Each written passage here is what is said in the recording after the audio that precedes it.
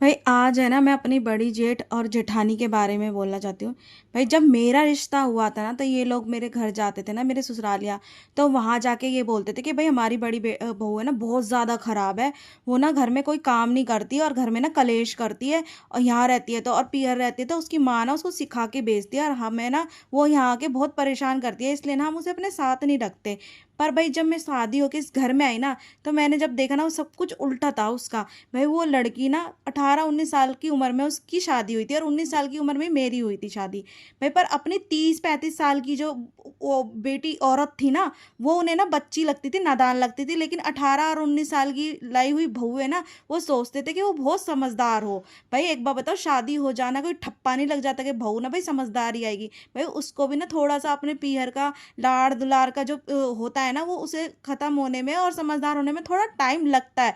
इस एज में तो वैसे भी लड़की समझदार नहीं होती, और उस टाइम पे तो होती भी नहीं थी, क्योंकि आजकल तो फोन है, इंटरनेट है। उस टाइम पे कौन सा फोन इंटरनेट होता था कि लड़की हर चीज समझ ले, सीख ले। भाई ऐसा कुछ भी नहीं होता था। भाई मैंने जब उसे देखा था ना, उसके साथ भी ना यही हाल रखते थे, लेकिन वो ना एक बच्चे जैसी थी बिल्कुल।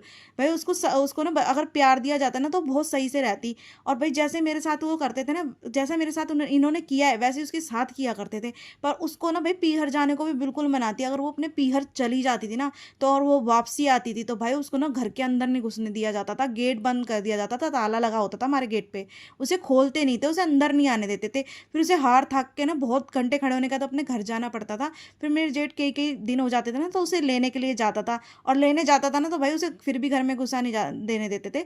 तो वो ना किराए पे जाता था, घर से सामान लेके सारा किराए पे रहने के लिए उसके साथ। पर भाई मेरा जेठ भी कुछ कम नहीं था, जुआ वो खेलता था, दारू वो पीता था, और इस कारण ना घर में चोरी भी करता था। लेकिन अपने बेटे की बात काइंडली कभी भी इन्होंने घर से बाहर नहीं निकाली, और वो कई कई महीने तक घर से गायब रहता था चोरी करने के बाद। पर ये बंदे अपने बेटे की बुराई कभी नहीं करी इन्होंने, बहुओं की सबसे बुराई करी। हमारे घर जाके भाई हमारी बहू ऐसी है, हमारी बहू ऐसी है, लेकिन बेटे के बारे में कभी भी, दोनों के बारे में कोई ये नहीं कहा कि वो दोनों के दोनों तो दारू पीते हैं हमारे बच्चे। अरे यार, तुम्हारे बच्चों में ऐप है, तुम्हारी बहुओं में ऐप नहीं, अपने बच्चों को सुधारो, क्यों दूसरों की बेटियों की जिंदगी खराब करते हो शादी कर करके लाने में। और आज मेरी वो जेठानी है ना, मेरी शादी के 11 महीने बाद ही मर गई थी। भाई क्यों मर गई थी? क्योंकि उसे भी टेंशन, ये सब चीजें दी जाती थी, और साथ में वो उसे खाने तक को नहीं मिलता था, क्योंकि भाई ये जुआ खेलता था।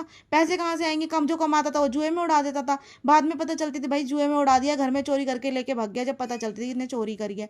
और भाई अपने बच्चों पे कोई इंजाम नहीं, और लेकिन दूसरों की बेटियों पे पूरा पूरा इंजाम लगाते थे। अगली वीडियो में मैं जरूर बताऊंगी और आगे